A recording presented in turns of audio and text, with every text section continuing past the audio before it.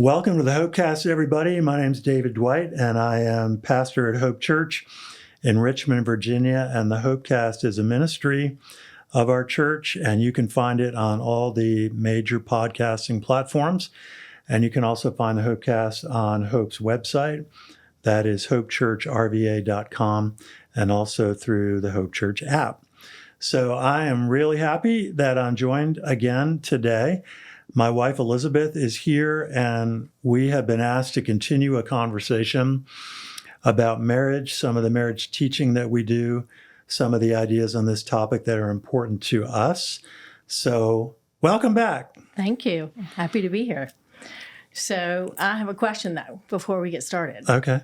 So it is really hot out. It's July. How hot is it? It's really hot. Yeah. So I have to sort of bust on you a little bit because you sent in a picture to a family text thread that said it was 107 from your car. Well, on your car thermometer, but it had been sitting out in the sun all day. But the thermometer was reading 107 in the car. Okay. All right. Which is anyway, true. Yes. So we would call this growing up the doldrums of summer. Okay. And so really hot, lazy days. Yeah. Of summer. So what did you do for fun when you were, say, high school, college age in the summer? What did I do for fun? High school, college age? It's really hot. So what did you do? We played tennis. We swam in the pool. And we went to Friendly's ice cream place. And we ate a lot of ice cream. Ice cream. That's the remedy. Ice cream. Ice cream was the remedy for heat. No doubt about it. That's funny because we would get a group of friends together and we would play, round robin tennis. We weren't serious tennis. I just kind of played around with it. But so we just did round robin tennis kind of like 8, 9 o'clock at night. Any place we could find that had lights and then make milkshakes at someone's house. Okay. So ice cream again. So tennis and ice cream. That seems to be the magic potion for summer days. That's the summer day solution. Okay, everybody. There's your answer to summer. Tennis and ice cream. Some kind of outdoor sport. So turn this podcast off and go play tennis and eat ice cream. It's also a good time to run late at night. Anyway. I don't think you could eat ice cream while playing tennis. That would be pretty tricky. That would be tricky. Mm-hmm. All right. Let's get back to what we're here for. That's not what we're here to talk about. Anyway, we decided that we would kind of piggyback on our last podcast. So kind of a part 2. And we kind of left that off when we talked about oneness is always the goal. So let's talk about where that comes from. I'm going to read this scripture from Genesis, and I'd love for you to sort of talk about that a little bit. Okay. The man said, "This is my bone of my bones and flesh of my flesh. She shall be called woman, for she was taken out of man. That is why a man leaves his father and mother and is united with his wife, and they become one flesh. Adam and his wife were both naked, and they felt no shame." And that's from Genesis 2:23-25. Give us some thoughts on the origin of oneness from that. So if we're picking up on some of the ideas from this marriage weekend that we teach called the Book on Love, the big phrase, the big takeaway that we repeat throughout the weekend, right? We both know it. We both say it a lot. What's the goal of marriage? Oneness. When is it the goal? Always. So we say oneness is always the goal. And we play around with it a little bit. We're like always, and we underline it like 9 times. When is oneness not the goal? Never, right? So we really, really emphasize this idea that the goal of marriage is oneness. And this particular scripture text is the most foundational place where the Bible invites us to that. When we do talk about oneness as the goal, we do emphasize it a lot. And the reason behind all that is to create a sense of humor with it, but also to really reiterate sort of the impact that has in our lives, to really kind of have this mantra, oneness is always the goal, so that when you hit these, sometimes funny times when you're out and about and you're shopping with your spouse and you're getting in a tangle over something really kind of insignificant, you can say, oh, yeah, oneness is always the goal. But why do we, why is this so important? I mean, I would, not only for the unity, but I think of things that you've said about the Trinity and sort of the source of oneness in the Trinity. So sort of bounce some of those ideas too around as you relate it to this Genesis text. Yeah, so no surprise. I'm going to get sort of theological about all this. Many years ago, a mentor of mine asked me when I was, now a couple years into marriage, he said, David, when you are meeting with young couples who are getting ready to get married, do you talk to them about why they're getting married? And to make a long story short, that conversation came to its climax when the answer was, you're getting married to display the nature of God. And all of a sudden, and those were his words, David, do you tell them that they're getting married to display the nature of God? And that was a lot of years ago. I did not have that in me at the time that he kind of coached me into that understanding. But that idea began to take root and it began to grow for me a lot. So I think a lot of times if you say to a young couple, why are you getting married? And we're talking distinctly here about a Christian and biblical vision of marriage. I mean, when we were 23 and we were engaged, if someone said, why are you getting married? I don't know that I would have had a great answer for it. It wouldn't have been a theological answer. No. What would you think you would have said? Oh, I think I would have said what most people say. We're compatible. There's something different about this relationship than any other relationship I've had. That we, from backgrounds to compatibility, might even venture into we seem spiritually compatible. And maybe now is not the time to talk about that so much, but I would probably talk in that way and talking about how I felt as if, okay, you have a desire to know God, I have a desire to know God. Right. And that being sort of a foundational place to start, which is not bad, but not the full picture that displaying the glory of God calls us to. Well, you forgot to say, because you met a man who's perfect in every way. I wonder why that didn't come to mind. Because I was perfect in every way. Right, and I'm still trying to keep up or catch up. So I think young couples in general, if they weren't worried about how their answer sounded, they'd say something like, because we're crazy in love and we want to get married. Like, okay, we understand that. Right. What this mentor did was he moved the whole vision of marriage from us, like, quote, down here, we're crazy in love and we want to get married, to like three-dimensional, to now having a vertical element of God's presence, God's beauty, God's goodness is now very much a part of what our marriage is about. So his point was, really, if you're Christians and you're getting married to display the nature of God. And of course, I'm like, can you say more about that? Like, what do you mean? Tell me more.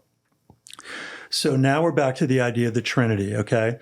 And God the Father, God the Son, God the Holy Spirit have always existed together in perfect, loving relationship. God, our Creator, everything He creates bears witness to Him in some way, shape, or form. And marriage is His creation, a biblical vision of marriage, a man and a woman united in a God-centered marriage covenant. It bears witness to Him. And he's like the artist who leaves his fingerprints. And when you look at the art, you're like, I know who the artist is behind this. He's always bearing witness to himself and what he creates. And so what we talk about is when you have a man and a woman and God at the center, you have three, like the Trinity, the man, the woman, and God at the center. And if the Trinity have always existed in perfect love and mutual support encouragement, care, edification, then his vision in creating marriage, because he's always leaving a witness to himself in his creation, is that the man and the woman, let's be personal, you and I, are joined together with God at the center.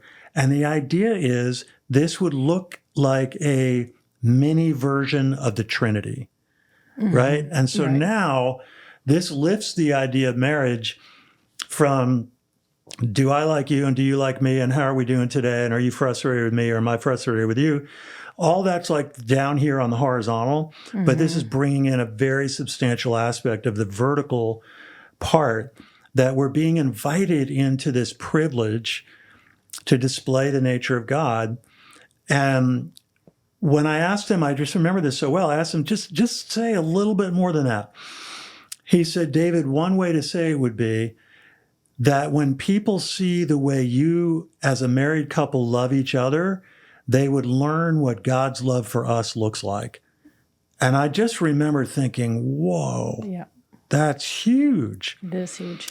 Now, it also felt a little burdensome because I'm like, well, I'm not going to do that so well. Right. But what I think of when I think of sort of you and I, the man and the woman, together with God and a Trinity and to display God's glory, we're not alone. So we're not having to just muddle through and figure this out on our own. We have a place to go and look to see an example, and that example is in Christ.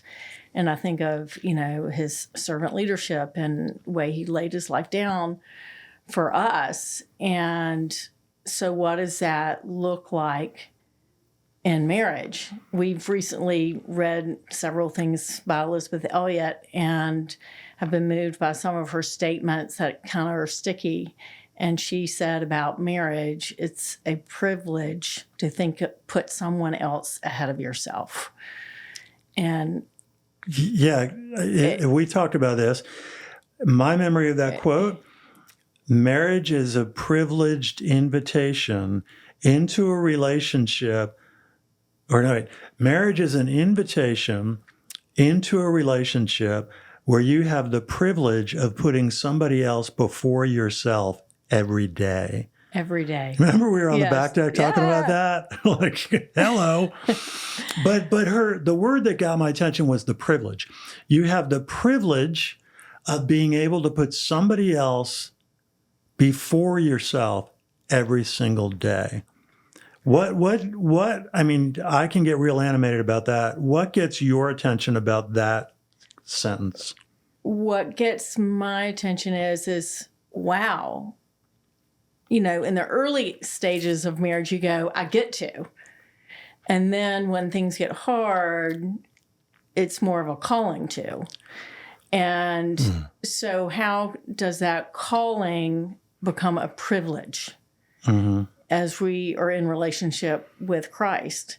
And, we can certainly talk about suffering and, all those kinds of things. But I think in a sort of optimistic and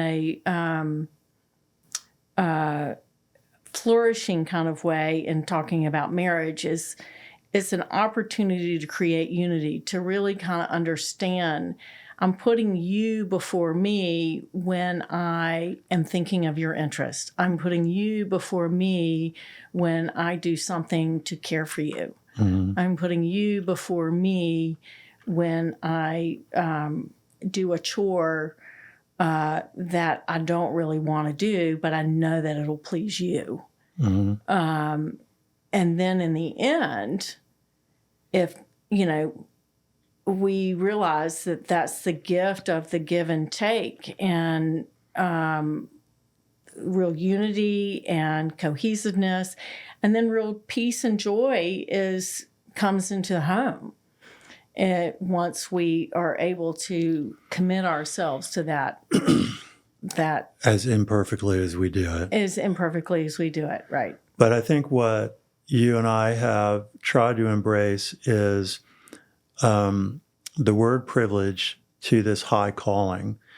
We foul it up plenty. We get frustrated with each other plenty. But I think we have, in a sense, in a sort of equal way, embraced the vision of the privilege of this calling.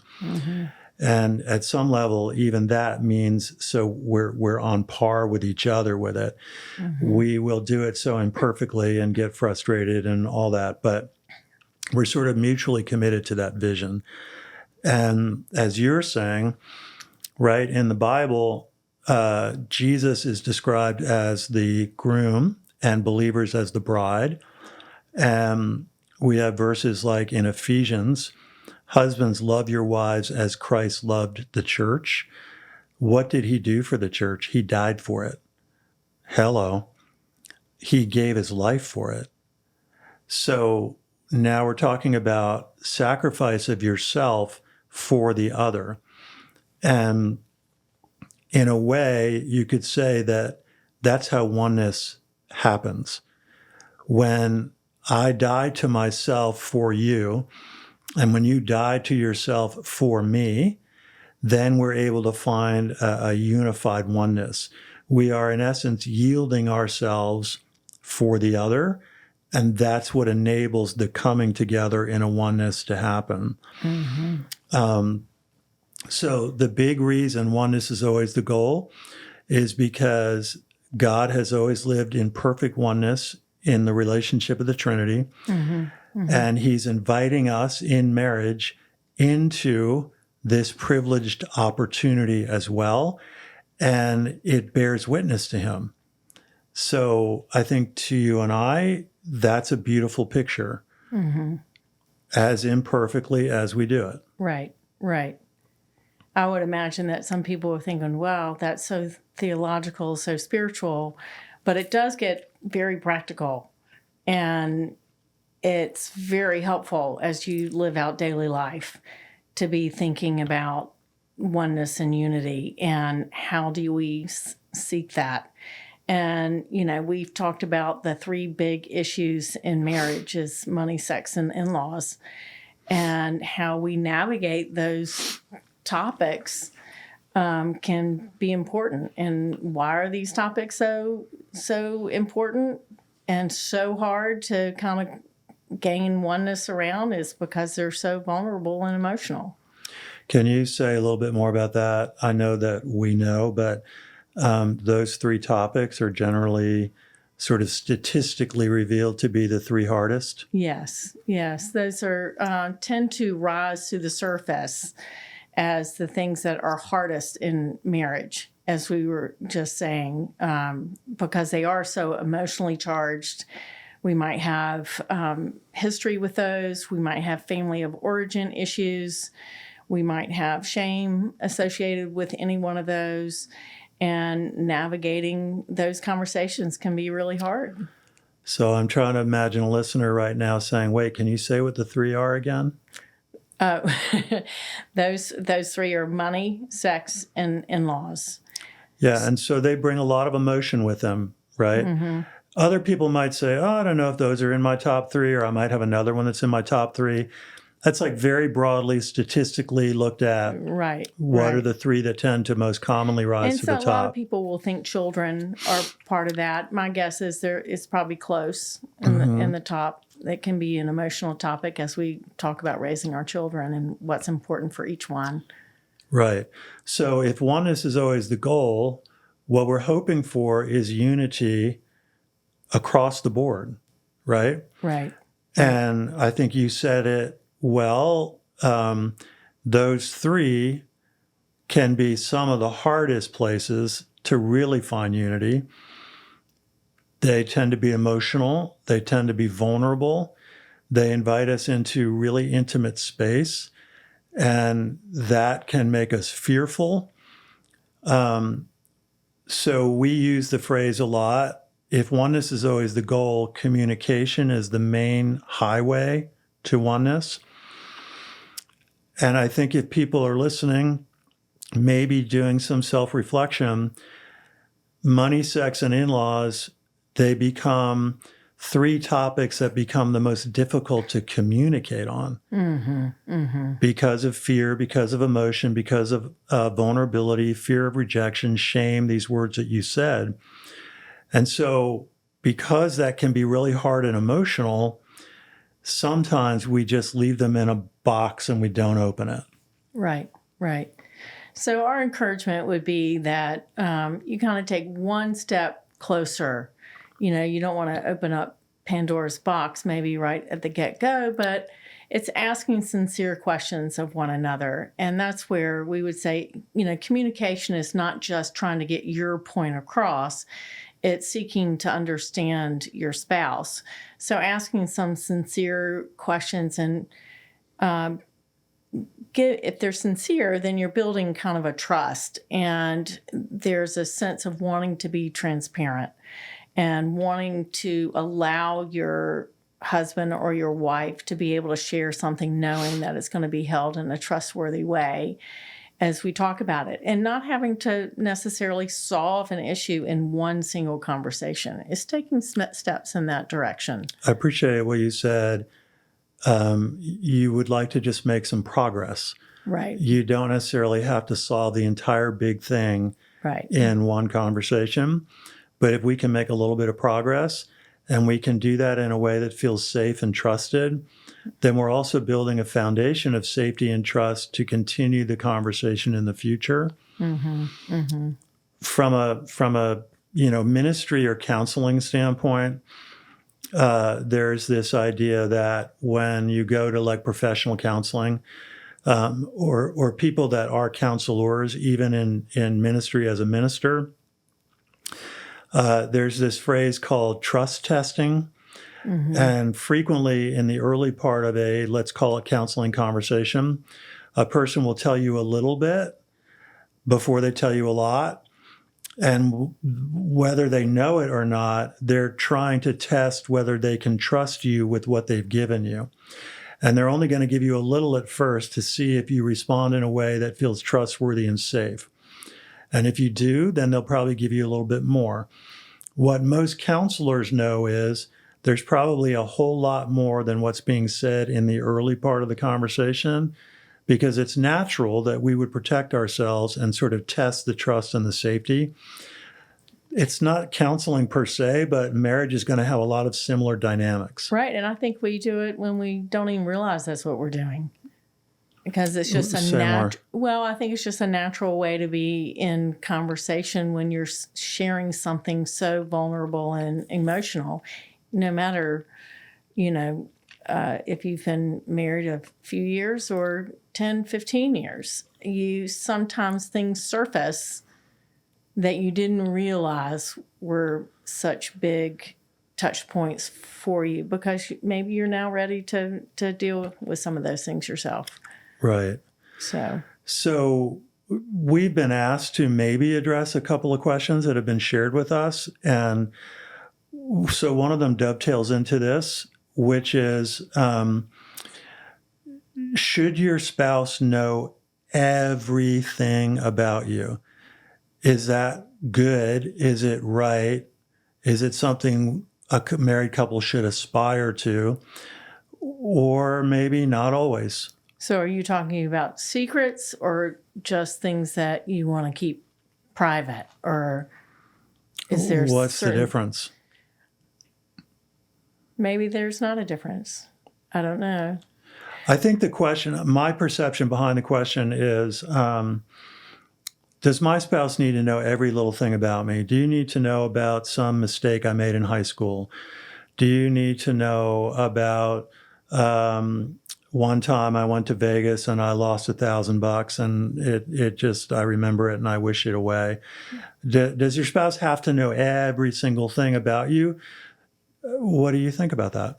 I would say that I would hope that those things come out in trusted conversations, because they are a part of creating the intimacy and the closeness connection with each other. I recognize that some things are full of shame or emotional places and maybe even some things that we have suppressed so long that we don't realize are a significant piece of us. But when we do recognize those things, I think it is important to share with each other in sincere conversation, because we trust each other and you want to build that equity bank, if you will. And That's a good phrase, an equity bank.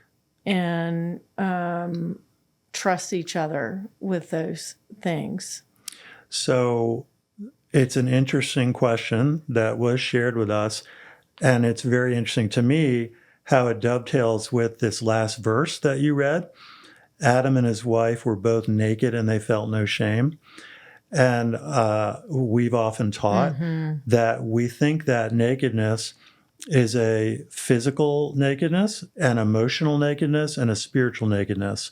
Or said another way, a complete transparency, spiritually, emotionally, physically. So that's just unbelievable, isn't it? To think about two people and they are completely spiritually, emotionally, and physically transparent to each other without shame. So that's the goal. That's an unbelievable goal in two things to me. One, how much it kind of catches your breath, like, really?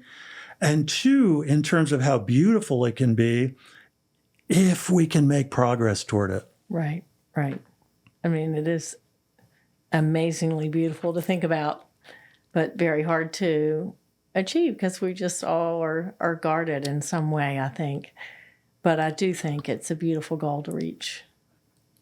So that's inviting couples to pursue that goal, that it's one way oneness looks.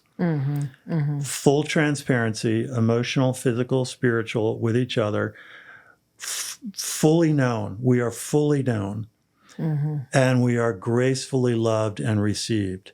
Right? That's just huge. Those words are so big. And they make me think of lots of sort of New Testament concepts, right? Paul writes, when we meet the Lord in heaven, one day we will fully know as we are fully known. Right? So I remember many years ago, before we started Hope, so that is many years ago, and I started a Sunday school class I was teaching with this question. If you could have somebody know absolutely everything about you and love you completely, would you want that? Really interesting, the responses that came from the room. Understandably, most people said if they knew everything about me, they couldn't love me completely, or they wouldn't love me completely, right? But I was trying to make the condition. But I'm just saying if you could be completely fully known and fully loved, would you want that? I mean, I think our answer is, of course, who wouldn't want that? But none of us can even really imagine the possibility of it. Because we're like, you mean fully known? You mean every secret, every thought, everything? You mean everything? Well, I'm like, yes, for the illustration, yes. Would you want that? Would I want that? Of course I would want that. But I can hardly even imagine it could be possible. What if we can just make progress in that direction as married couples? And knowing that God already is there. God fully knows you. Right. He knows everything about you. Right. And he loves you beyond your wildest dreams. Right. So hopefully that can empower us to take small steps in sharing that with our spouse. Right. So yes, it is the goal. Yes. Are we all going to hit it? I don't know that we all hit a goal like that. Are we all going to do it well and neatly and cleanly in a tidy package? I highly doubt that. But yet it is a goal and a beautiful one. Yes. So another question here that I think is really meaningful, and the question is there a place for married people to grieve unmet needs or emotional desires? That's a deep, powerful question. It makes me think about conversations we've had in light of that, and thinking of sort of the relationship we have with our spouse and not expecting our spouse to be more than what they are intended to be. Maybe flush that out, that maybe even to the point of not expecting our spouse to be God for us and to be able to solve all of our problems, all of our desires, all of our issues. Yeah. And so, yes, I think we can grieve unmet wants and desires. But I think in that grieving, we need to assess, are we placing our hope and our longing in something that cannot provide that only God can provide that? Yeah. And yes, we've said occasionally, the baseline way we say it is, don't ask your spouse to be God for you. No human being can be God for you. If we began to unpack our emotional needs and our desires and the complex, fine-tuned aspects of all of that, I can pretty quickly say, yeah, it's not reasonable to expect any human being to meet those needs. And if I am going to expect you to meet them, I'm going to put a lot of pressure on you. And that pressure is going to create strain in the relationship. So again, we're back to a biblical or Christian idea of marriage. If I am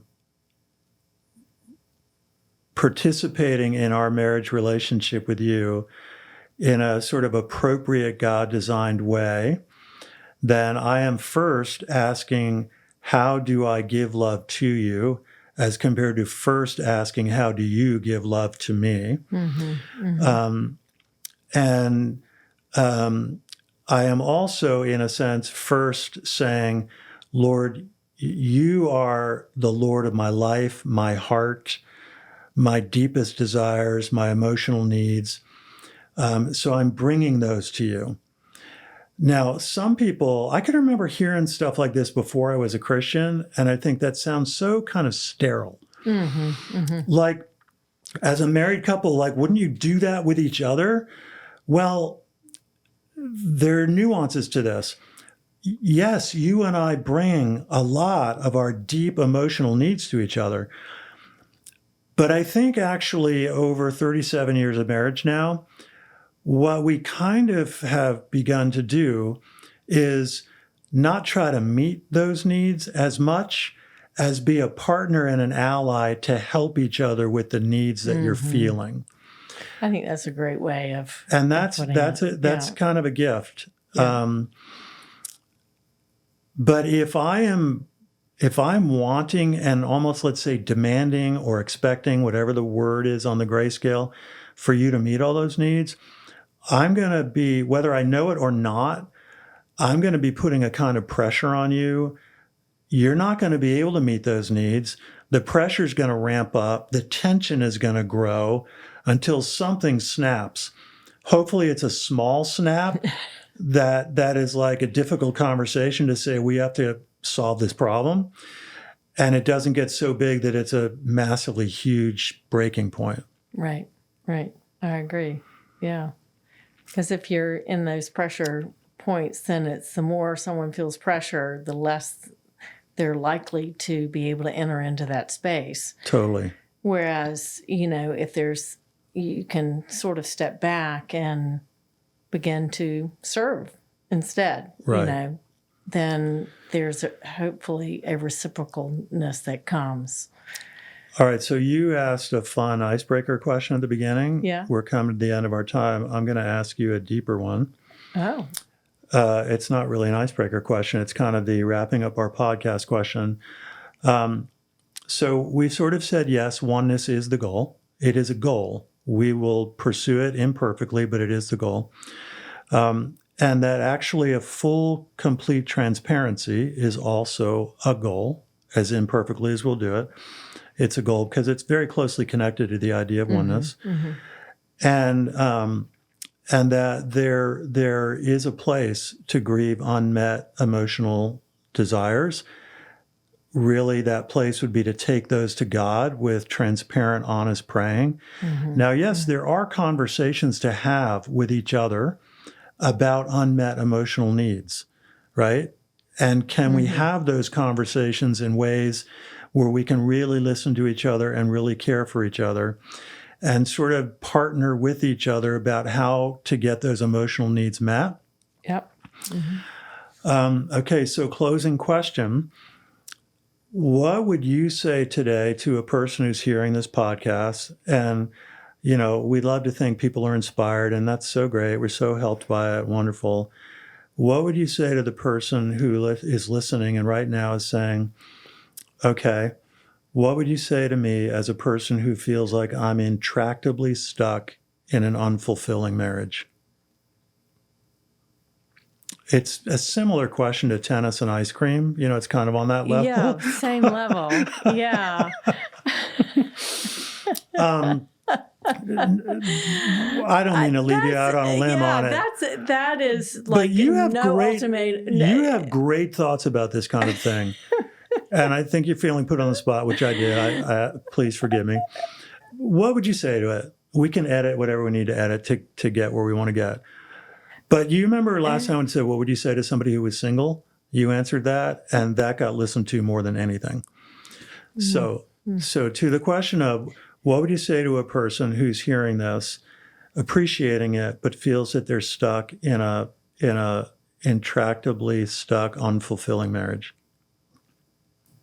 Well, I guess the first thing that comes to mind, if you're feeling that, you've been feeling it for a while. And have you been able to talk to anyone about it and to glean wisdom, seek counseling,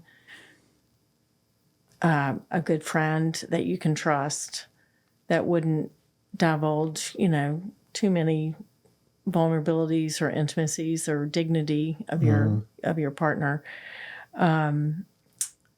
and really evaluate what pieces are coming from you as a person of unmet needs that you need to take care of, that your spouse isn't intended to take care of.